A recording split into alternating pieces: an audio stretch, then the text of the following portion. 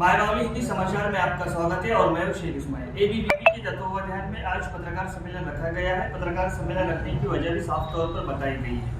Degree की जो परीक्षा है, इसके पहले कई सालों से यहाँ पर डिग्री की परीक्षा जो एग्जाम थे, वो एग्जाम यहाँ पर परीक्षा केंद्र यहाँ पर दिया गया था, लेकिन इस साल फिर से वो परीक्षा केंद्र निकाला गया है, क्योंकि उस निकालने की वजह से काफ़ी सारे जो छात्र हैं, छात्राएं हैं, वो दिक्कत में आ चुके हैं। क्योंकि अभी इस वक्त एबीवीपी का कहना ये भी है कि अभी जो बेला का ब्रिज है, यानी तरनम का जो ब्रिज है बेला रोड, बेला से आदिलाबाद रोड पर राष्ट्रीय राजमार्ग पर, वो भी पूरी तरह से नहीं बना है।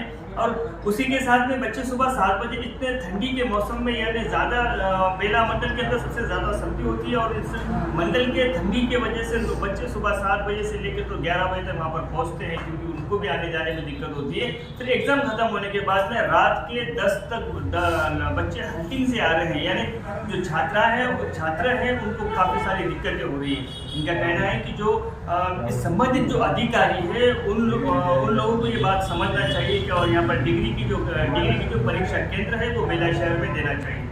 दर्शकों, दूसरी बात ये भी बताया गया है कि जो आदिवासी के बच्चे हैं, यानी बेला मंडल में ज़्यादातर आदिवासी समुदाय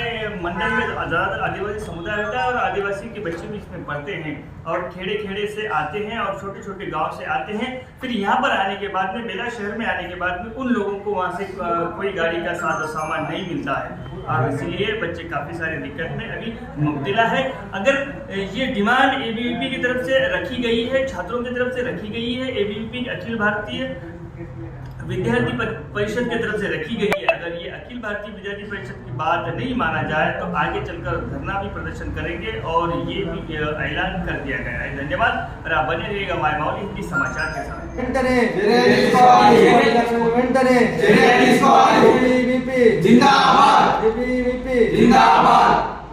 భారతీయ విద్యార్థి పరిషత్ ఏబీవీపీ ఆధ్వర్యంలో ఈరోజు విలేకరుల సమావేశం నిర్వహించబడింది.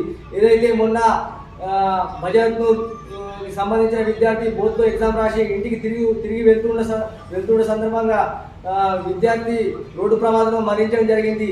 ఇది పూర్తిగా కేయూ అధికార నిర్లక్ష్యం వల్లనే ఇలా జరిగింది.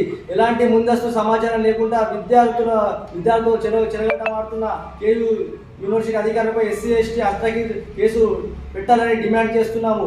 ఈ సుమారు బేలాలో కూడా చూసుకుంటే ఎలాంటి సమాచారం కూడా బేలాలో కూడా సెంటర్ని హైదరాబాద్కు మార్చారు. ఇలా ఎందుకు చేస్తున్నారు, వారిపై చర్యలు తీసుకొని ఏబీపీ డిమాండ్ చేస్తుంది.